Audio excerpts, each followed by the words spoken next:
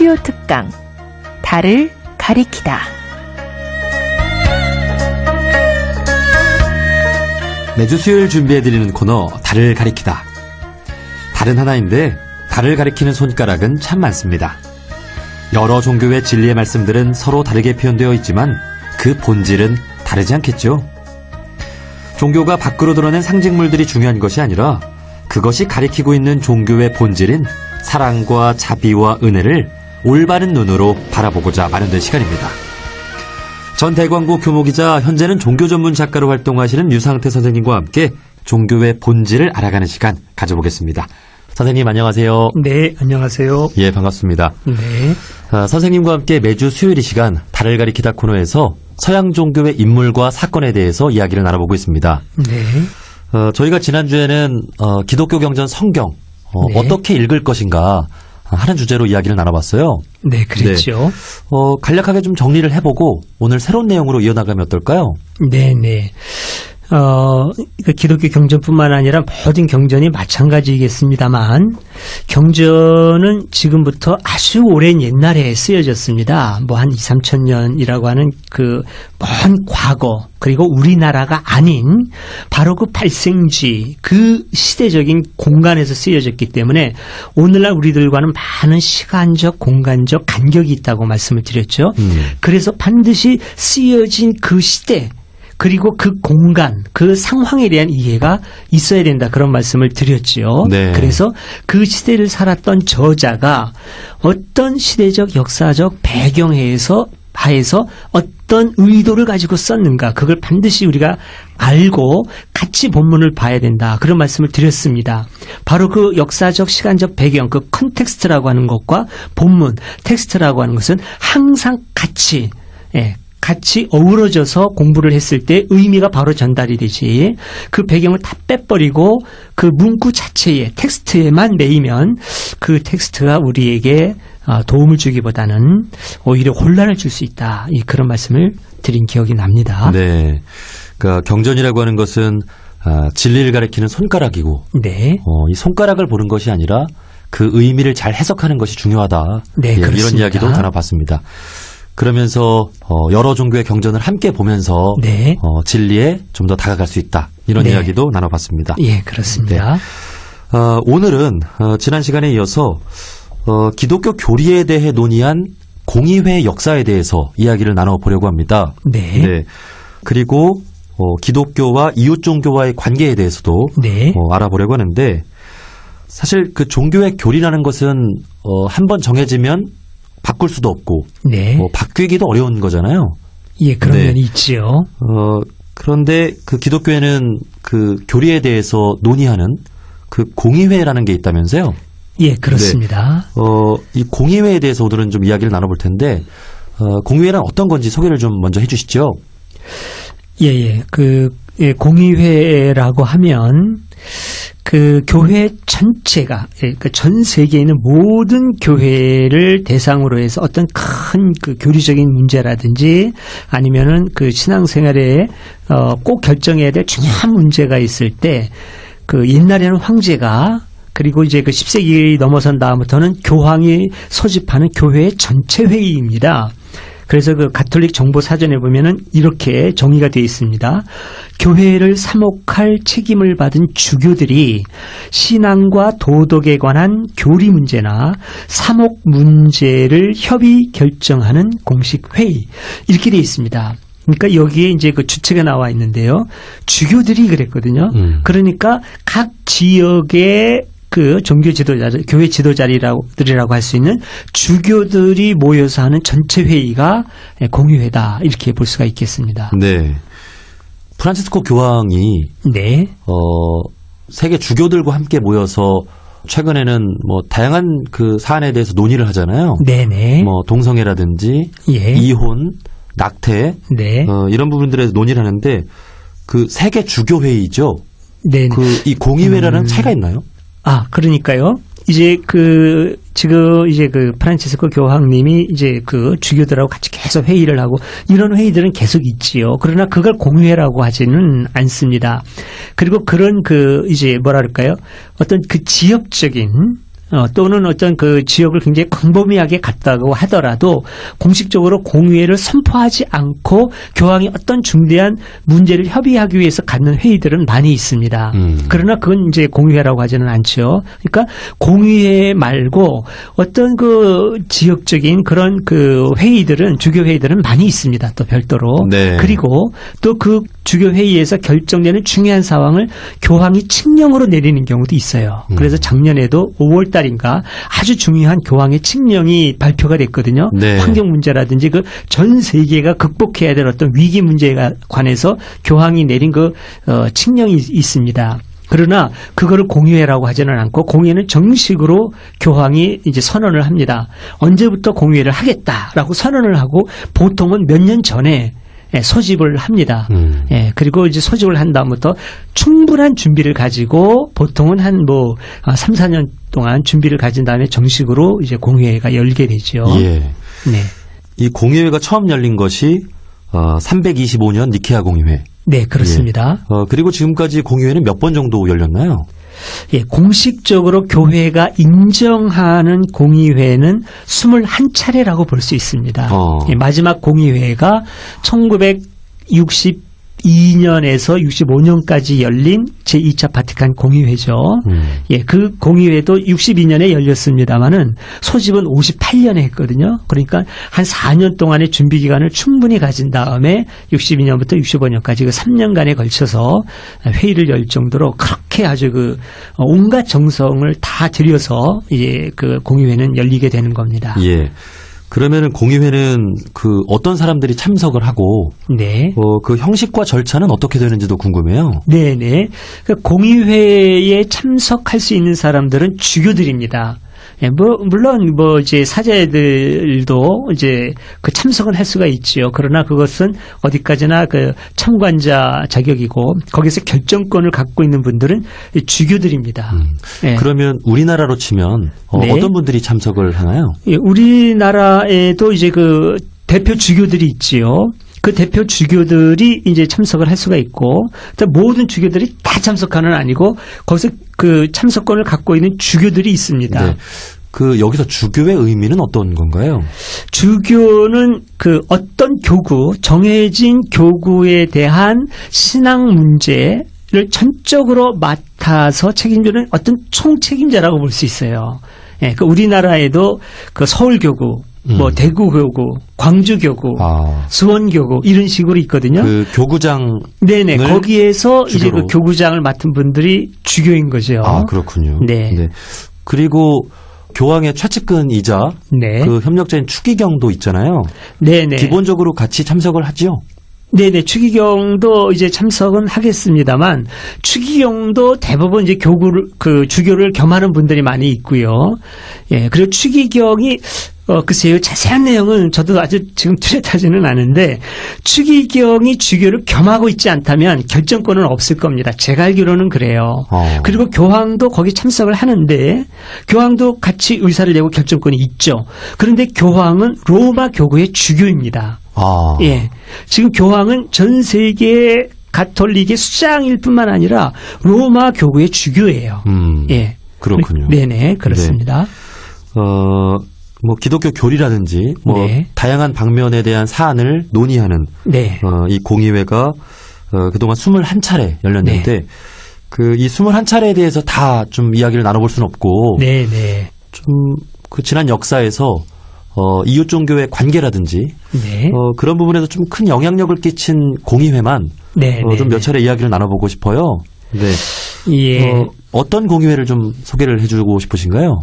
그러니까 제 생각에는 역사상 아주 중요한 공의회는 처음에 뭐랄까요? 그 교회 역사에서 초창기에 한 3번 정도가 아주 중요한 회의가 있었고, 그 다음에는 이제 최근에 또 한 두세 번의 중요한 회의가 있었습니다.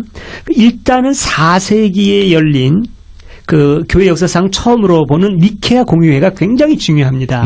무엇보다 중요합니다. 네. 이때 이제 예수님에 대한 중요 교리가 확정이 된 거죠. 예수님이 신성이 있느냐 없느냐 여기에 대해서 예수님은 본질상 신의 본질을 갖고 있다. 완전한 신이시다. 예, 이제 이런 그 결정이 내려진 거고요. 이게 이제 옳으냐 그르냐는 여기서 신학적으로 논의하기는 부적절한 것 같고요. 네네. 그 다음에 5세기에 칼케돈 공의회라는 게 있었습니다. 이때는 이제 예수님이 신성을 완벽하게 갖고 있다고 한다면 그러면 인성은 뭐냐? 인성은 신성에 복속된 것이고 그건 중요한 게 아니지 않느냐. 더군다나 지금은 역사적으로 계셨다고 하더라도 이제는 부활하고 승천하셨다면 인성은 없는 게 아니냐. 그래서 단성론 문제가 나옵니다. 네. 예, 예수는 오로지 지금은 신성만 있는 게 아니냐. 근데 거기에 대해서도 교회의 결정사항은 그렇지 않다. 예수는 언제나 어느 시대나 지금도 앞으로도 완전한 신이고 동시에 완전한 인간이다. 신성과 인성을 완벽하게 갖고 있다라고 결정을 내린 공의회가 칼케돈 공의회입니다. 네. 그러니까 니케아 공의회와 칼케돈 공의회에 의해서 오늘날 예수의 성격이 결정되었다고 볼 수가 있습니다. 예. 그리고 나서 지난 시간 동안 네. 그런 부분에 대한 논의는 없었죠. 아주 중요한 논의는 이제 요 두 가지에 거의 담겨 있다고 볼 수 있습니다. 나머지는 다 이 두 가지 논의 사항에 의해서 좀 더 심화되거나 이제 결정된 그런 것들이고요. 이 니케아 공의회와 칼케돈 공의회에 의해서 거의 중요한 교리가 완성됐다고 볼 수 있습니다. 네. 자, 그리고 네. 이 기독교가 전 세계로 퍼져나가는 과정에서 네. 참 다양한 나라와 민족의 이웃 종교들을 만나잖아요. 예. 네. 그러면서도 이웃 종교를 어떻게 볼 것인가? 그런 부분에 대한 논의를 했던 공의회는 없었나요? 이제 그게 바로 가장 가까이에 있었던 제2차 바티칸 공의회인데요. 네. 이 바티칸 공의회는 그런 점에서 그 이전에 어떤 공의회보다도 중요한 의미를 갖고 있다고 볼 수 있습니다. 바로 지난 세기 1962년부터 65년까지 열렸던 이제 3년에 걸친 공의회인데요. 여기에서 아주 중요한 것이 이웃 종교를 인정했다는 겁니다. 그 이전까지는 이웃 종교의 가치를 인정하지를 않았어요. 그러니까 이웃 종교가 철학적으로 훌륭할 수는 있다. 예. 어떤 종교 사상적으로 인류 문화에 긍정적인 영향을 많이 줄 수 있다. 예. 아름다운 면이 있다. 그러나 구원을 받는 것은 오로지 가톨릭 교회 안에 있다. 이렇게 생각을 했어요. 네. 그래서 아무리 다른 종교를 인정한다고 하더라도 결국은 인간이 구원받으려면 가톨릭 교인이 되어야 된다라는 생각에서 벗어난 적이 없거든요. 네. 2000년 동안. 네. 근데 1962년에서 65년에 열린 제2차 바티칸 공의회를 통해서 다른 종교에도 구원이 있을 수 있다. 교회 밖에 있는 사람도 구원을 받을 수 있다라고 가능성을 열어놓기 시작했습니다. 네.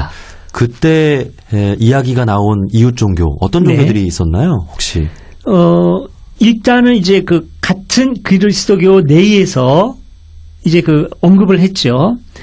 정교회를 승인을 해요. 일단은 1054년에 서방 가톨릭 교회하고 동방 정교회가 갈라지거든요. 그래서 서로를 파문을 했었는데 이제는 인정을 하게 돼요. 동방 정교회 우리 그리스도 교회라고 하는 거 인정한다. 그다음에 개신교도 비록 분리되어 나갔지만 형제로 인정한다. 그전에는 열교라고 그랬어요. 열등한 정교라는 뜻으로 열교라고 그랬는데 아니다. 이제는 분리됐지만 형제다. 예. 그냥 있는 그대로 인정했다고 볼 수는 없습니다. 네. 그러니까 정말 옳은 것은 가톨릭 교회다라고 하는 생각까지 놓은 것은 아닙니다만은 그러나 형제다. 분리된 형제다. 이렇게 인정을 했고 그 다음에는 어느 종교라고 지칭하지는 않은 상태에서 교회 밖에 구원을 받을 수 있는 가능성이 있다. 그러니까 교회 안에 들어오지 않는다고 하더라도 그 사람의 양심에 하늘을 우러러 하느님의 뜻에 합당하게 부끄러움 없이 살아가는 많은 사람들은 비록 교회 밖에 있다고 할지라도 하나님의 은총 아래 있다고 인정할 수 있다. 그래서 이제 그때서부터 이웃 종교에 대해서 문을 어느 정도 열어놓는 계기가 됐다고 볼 수 있습니다. 예. 우리 인류 역사를 보면 종교로 인한 전쟁이 참 많았잖아요. 네. 네. 그리고 기독교와 또 이슬람교 간의 전쟁의 역사도 깊었고, 네. 그러면서 이 공의회가 열리게 된 네. 그런 배경도 됐다고 볼 수 있겠네요. 예, 그런 이제 그 큰 역사적인 문제가 있을 때마다 공의회가 열린 것이죠. 네. 네. 그리고 1962년이라고 하면 세계 전쟁이 좀 막을 내리고, 네. 좀 안정을 좀 찾아가기 시작하는 시기인데, 네. 아마 종교가 좀 평화롭고, 네. 어떤 인류의 행복을 좀 찾아주기 위해서 네. 그런 고민을 하는 과정에서 이런 이웃 종교의 관계에 대한 논의도 이루어진 네. 게 아닌가 싶어요. 그렇습니다. 그러니까 이제 그동안에 이제 가톨릭 교회가 근대 시대를 거쳐와서 현대까지 오면서 이제 많은 고민과 연구를 한 것이지요. 그래서 옛날에는 우리 특히나 이런 동양 종교나 동양 철학을 몰랐을 때는 별 고민을 안 했습니다. 그런데 선교사들이 많이 동양으로 나가서 특히 중국이라든지 인도, 일본으로 가서 불교와 힌두교를 접하면서 선교사들이 굉장히 많이 흔들립니다. 선교사들이 여기 와서 보니까 정말 아주 뛰어난 종교가 있습니다. 예, 성서에 나오는 그런 우상 종교하고는 차원이 다른 너무나 훌륭한 종교가 있는데 이런 종교에 과연 구원이 없다고 말할 수 있겠습니까? 라고 하는 그 흔들리는 마음을 교황청에 계속 보고서로 보냅니다. 그동안에 아하. 그런 일들이 있었어요. 네. 예, 몇백 년 동안에 그런 고민을 계속 받아들이고 이제 교황청에서도 처음에는 막 이제 무시하고 그랬겠죠. 이 사람들이 그 멀리 나가가지고 믿음이 약해졌구나 이렇게 생각도 했었는데 계속해서 아주 일관되게 논리적으로 오는 그런 그 아주 고뇌 편지들을 보면서 가톨릭에서도 연구를 하기 시작한 거죠. 그리고 공부하면 공부할수록 정말 그리스도교 못지않게 너무나 아름답고 훌륭한 어떤 그런 그 종교성이 동양 종교에 있다는 걸 알게 된 거죠. 그래서 제2차 바티칸 공의회를 연 겁니다. 예. 그리고 이제 그런 연구를 통해서 결국은 인정을 하게 된 것이죠. 네. 그 우리나라의 그 상황을 네. 봤을 때도 기독교가 유교 전통과 만났잖아요. 네네. 네. 유교 전통은 그 돌아가신 부모님께 제사를 드리고 네. 절을 하고 네. 예. 그런 부분들에 대해서 기독교가 오해를 하고 네. 또 제사를 거부하고 그렇기도 했는데 네. 이 바티칸 공의회에서는 그 우리나라의 제사를 네. 그 전통으로 인정했다고 하죠? 예, 그렇습니다. 그러니까 초창기에 가톨릭이 이제 우리나라에 들어와서는 이 문제 때문에 굉장히 갈등을 많이 겪었습니다. 뭐 몇만 명이 이 문제 때문에 순교를 했어요. 그 제사는 우상숭배다 이렇게 처음에 해석을 내렸지 않습니까? 그래서 가톨릭 교인들이 제사를 거부하다 보니까 이게 조선 사회의 정신 문화의 중심인데 뭐라 그럴까요? 조선 문화와 조선 정신 세계의 중심을 흔드는 거거든요. 그러니까 굉장히 큰 위기를 느꼈을 겁니다. 그러니까 이제 그 가톨릭 교인들을 이제 그냥 둘 수가 없었던 것이죠. 그래서 이제 박해를 받았다고 가톨릭에서는 주장을 하는데 요즘에는 이 문제를 가지고 논의가 시작되고 있습니다. 이걸 박해라고 표현하는 게 맞냐. 가톨릭에서는 4대 박해 그러거든요. 이 박해라고 하는 건 일방적으로 당한 걸 의미하는데 엄밀한 의미에서 이거는 가톨릭이 일방적으로 당했다기보다는 이건 먼저 조선의 문화에 대한 문화 침략이었다. 그러니까 이건 박해라기보다는 갈등이라고 표현하는 게 옳다. 이 중립적인 표현을 써야 된다. 그래서 요즘에는 4대 박해라기보다는 4대 갈등이라고 표현하는 게 옳다라고 하는 주장들이 생겨나고 있어요. 네. 예, 근데 어쨌든 이제 이런 그 갈등이 있었는데 나중에 이제 가톨릭에서 인정을 하죠. 제2차 바티칸 공의회 때부터인지 그 이전부터인지 저도 정확히 잘 모르겠습니다만은 어쨌든 지금은 분명히 가톨릭이 제사 제도를 인정을 합니다. 그래서 가톨릭에서도 절도 하고 그래요. 그런데 그거는 이 그 조선 사람들이 제사를 드린 건 우상숭배 요소보다는 효사상에 근거한 거다. 그러니까 돌아가셨지만 나에게 생명을 주신 우리 부모님, 그 부모님에게 감사하는 마음이라고 한다면 이거는 우상숭배하고는 관계가 없다. 인정해야 된다. 그래서 오늘날은 가톨릭에서는 제사를 허용을 하고 있습니다. 네. 그 종교학자 오강남 교수님 하시는 말씀 들어보면은 네. 돌아가신 부모님하고 네. 하나님하고 네. 동급으로 놓을 필요가 없는 거잖아요. 아, 그럼요. 네. 네네. 그런 오해들이 네, 좀 네. 있었던 것 같습니다. 예. 우리나라의 경우에는 이 제사 전통을 인정하는 것으로 또 폭넓은 기독교의 교리가 이렇게 나타나게 됐는데 그 전 세계적으로 본다면 그 각국의 언어로 된 미사 집전도 인정을 하고 네. 또 토착화된 성모상의 제작도 인정을 하고 예. 그렇게 문화에 대한 넓은 포용성을 가지기 시작한 것이 또 이 1962년 그 네. 바티칸 공의회가 계기가 됐다고 볼 수 있겠죠. 그렇습니다. 그러니까 이제 그 제2차 바티칸 공의회 이전에는 모든 미사를 라틴어로 드렸어요. 그런데 그 이후로는 자국의 언어로 드려라. 한국 사람은 한국말로 드리고 미국 사람은 미국말로 드리고 그래야 이제 또 신도들이 이해를 할 수 있지 않겠습니까? 그러면 우리나라도 네. 1962년 전에는 네. 라틴어로 미사를 드렸나요? 그랬습니다. 네, 어. 미사의 중요한 부분은 다 라틴어로 했습니다. 이제 교우들한테 교회에서 필요한 일을 설명하고 광고하거나 그런 일이 아닌 미사 잡전에서 이제 하느님께 뭘 고백한다든지 드린다든지 그런 거는 라틴어로 한 것이죠. 그것뿐만 아니라 사제가 미사를 드릴 때 그 신도들을 보고 드린 게 아니라 제단을 보고 했어요. 하나님을 향해서 이거는 미사는 하나님께 드리는 거다. 교인들하고 하는 게 아니라 하나님께 드리는 거다라고 해서 제단을 보고 했습니다. 그러니까 원칙상 그게 중요한 의미가 있습니다. 그것도 네. 아주 중요한 의미가 있습니다. 자, 그러나 그게 맞지만 하나님께 드리는 게 맞지만 그렇다고 해서 사제가 하나님을 향해서 라틴어로만 하면 교인들은 무슨 뜻인지 잘 모르지 않겠습니까? 그래서 교인들이 제대로 의미를 알고 신께 경배드리게 하기 위해서 사제들은 신도들을 바라보고 신도들의 언어로 미사를 드리도록 하자. 이렇게 이제 바뀌게 된 것이지요. 그러니까 의미는 손상되어서는 안 되지만 의미가 보다 더 잘 전달되어서 사제뿐만 아니라 교인들도 더 뜻으로 바로 더 정성을 가지고 미사를 드리게 하기 위한 방법으로 이렇게 했다라고 볼 수 있겠고요. 네. 또 이제 어떤 그런 의미로 이제는 의미를 모든 사람이 더 잘 알고 드리도록 하자라고 하는 그런 종교적인 포용성이 문화적인 포용성으로 나타나고 또 토착화 운동으로도 이어진 것이죠. 그래서 성모 마리아상도 그때 우리라면 어떻게 했겠느냐. 한복 입고 아기 예수를 업으신 어머니의 모습이 아니겠느냐. 그러면 그렇게 표현을 하는 것이 더 잘 정서적으로 이해할 수 있다면 그렇게 표현해도 괜찮다. 이런 식으로 그 토착화 과정을 이제 거치게 된 것이죠. 네.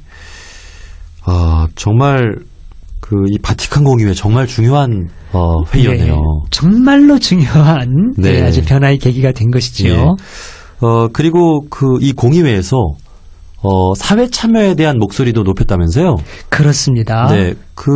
우리나라 김수환 추기경 같은 경우 네네. 그 민주화 운동에서도 큰 역할을 하셨는데 네네. 이 공의회가 또 배경이 됐다고 볼 수 있나요? 그렇습니다. 이제 김수환 추기경님께서 추기경이 되실 때 전 세계에서 최연소 추기경으로 되셨어요. 그 몇 살에 되셨나요? 만 46세였거든요. 근데 저도 지금 그 자료를 좀 이제 찾아봤습니다만 그때 당시에 있는 추기경 중에서 최연소라는 뜻인지 역사적으로 그보다 더 어린 상태에서 추기경 됐다는 없는 뜻인지는 명확하지 않습니다만 아마 그때 당시 있었던 추기경들 가운데서 최연소라는 뜻인 것 같아요. 그렇게 됐는데 그 한 해 전에, 그러니까 1969년도에 추기경이 되셨거든요. 근데 한 해 전인 1968년도에 서울대교구의 교구장으로 취임을 하십니다. 네. 예. 그런데 그때 취임사 때 무슨 말씀을 하시냐면, 이제 우리 교회는, 가톨릭 교회죠. 높은 담을 헐고 사회 속에 교회를 심어야 한다. 이런 말씀을 하셨어요. 이게 바로 바티칸 정신하고 통하는 거죠. 바티칸이 바로 교회가 담이 굉장히 높았거든요. 사회로부터 담이 높았을 뿐만 아니라 신도들하고 사제 간에도 굉장히 담이 높았어요. 근데 이 담을 헐고 사회로 나가야 된다. 그래서 사회를 끌어안고 낮은 곳에서 예수님처럼 같이 예수님의 그 따뜻한 사랑을 같이 나누고 전해야 된다. 이런 뜻을 가지고 있었는데 바로 추기경님이 생각하고 제2차 바티칸 공의회의 정신하고 그대로 통한다고 볼 수가 있겠습니다. 예. 원불교 같은 경우는 네. 처처불상 사사불공, 네, 네. 모든 것이 부처고 모든 네. 사람이 부처고 네, 네. 또 무시선 무처선 네. 언제 어디서든 마음 공부를 하는 것이 필요하다. 네, 네. 그래서 내가 마음 공부하는 것이 법당이고 네. 또 이웃과 함께하는 그곳이 곧 법당이다. 네. 이런 정신을 실현하고 있는데 네. 정말 종교가 종교 시설에 머무는 것이 아니라 네. 현장으로 나가서 함께하는 네. 네. 정말 중요한 계기를 이렇게 마련해줬네요. 그렇습니다. 그래서 그렇게 종교가 그 표면에 머물지 않고 깊이 들어가면 들어갈수록 각 종교가 다 서로 통하고 만난다고 하는 것이 바로 이제 그런 의미가 되겠지요. 네. 오늘 공의회에 대한 이야기를 나눠봤는데 사실 이 공의회는 카톨릭의 회의고 네. 내용인데 이런 공의회 내용이 그 개신교에도 영향을 좀 줄 수 있을까요? 그렇죠. 그렇습니다. 우선 이제 형제 교회니까 서로에 대해서 무관심한 것 같아도 사실은 관심을 많이 갖고 있습니다. 가톨릭이나 개신교나 서로 이렇게 잘 안 만나고 뚱한 것 같고 그래요. 목사님하고 신부님들도 이제 자주 만나는 분들은 만납니다만 안 만나는 분들은 평생 안 만나는 분들도 많이 있거든요. 네. 그러나 사실은 이제 관심이 없지 않습니다. 아무래도 이제 형제의 교회인데요. 역사적으로 보면 가톨릭이 형님 집안이고 개신교가 동생 집안이고 그래서 이거는 너무나 분명한 겁니다. 그런데 이전까지 이제 오랫동안 반목을 했었고, 유럽에서는 유럽 전체가 둘로 나눠져서 치열하게 싸웠거든요. 그게 바로 그 30년 전쟁 아닙니까? 자, 이제 그런 역사가 있기 때문에 서로 간에 이제 좀, 뭐라 그럴까요? 좀 이제 가깝게 느끼지 못하는 부분이 있었습니다만, 그 제2차 바티칸 공의회 때 정식으로 선언한 게 뭐냐면, 개신교는 열등한 종교가 아니라 분리된 형제다. 그게 굉장히 중요한 거죠. 분리됐지만 형제로 인정했다는 게 굉장히 중요해요. 그럼 개신교가 이 말을 듣고 어떻겠습니까? 그러면 우리도 좀 생각을 바꿔야겠네. 이런 생각을 당연히 하지 않겠습니까? 네. 그래서 이제 열린 개신교인들은 다 가톨릭에 대해서 이제 열린 마음을 똑같이 갖고 있어요. 가톨릭이나 개신교나. 그런데 일부 좀 보수적인 분들이 아직까지도 개신교 내에서 천주교는 이단이다. 천주교는 구원이 없다. 가톨릭에서도 아직까지도 가톨릭 교회 밖에는 구원이 없다. 개신교도 마찬가지다. 이런 얘기를 합니다만은 이거는 서로 간에 아직까지 그 깊은 의미를 잘 몰라서 이제 그러는 것이고 네. 빨리 좀 이제 넘어서야 될 부분이라고 봅니다. 네. 정말이지 그 종교가 무엇인지 네. 우리가 올바로 알고 또 예수님의 가르침을 더 넓게는 우리 이웃 종교인들도 본받고 네. 모두가 정말 행복한 세상을 위해서 모든 종교인들이 노력을 해야 되겠습니다. 그렇게 해야지요. 네. 1962년 바티칸 공의회 네. 정말 중요한 이 공의회에 대한 이야기를 좀 많이 나눠봤는데 지금 프란치스코 교황님께서도 네. 이 공의회 이상으로 네. 정말 그 유대교의 수장도 만나고 네. 이슬람교도 찾아가고 그렇습니다. 네. 이런 모습들이 네. 네. 또 이 카톨릭 네. 또 기독교가 더 이웃 종교들과 함께하고 네. 더 포용하는 그런 계기가 되는 것 같아요. 그렇습니다. 예, 그 프란치스코 교황님은 제2차 바티칸 공의회의 그 열린 정신에 충실할 뿐만 아니라 오히려 그보다 한 걸음 더 나가신다고 볼 수도 있어요. 예, 그래서 지금 그 교황님이 하시는 이런 어떤 그 화해의 정신을 모든 종교인들이 또 정치인들도 경제인들도 아주 모든 우리 그 인류 전체가 같이 공유해야 되지 않을까 그런 생각이 듭니다. 네. 오늘 달을 가리키다 코너에서 우리가 종교인으로서 이웃 종교를 어떻게 생각해야 되는지 네. 깊이 한번 생각해 볼 수 있는 계기가 된 것 같습니다. 네네. 네. 다음 주에 이어서 또 서양 종교에 대한 인물과 사건에 대해서 이야기를 이어나가도록 하겠습니다. 네. 자, 지금까지 전 대광고 교모기자, 현재는 종교 전문 작가로 활동하시면서 소설 콘스탄티누스, 신의 눈물이라는 책의 저자이신 류상태 선생님과 함께 이야기 나눠봤습니다. 선생님 오늘 좋은 말씀 고맙습니다. 네, 감사합니다. 둥근 소리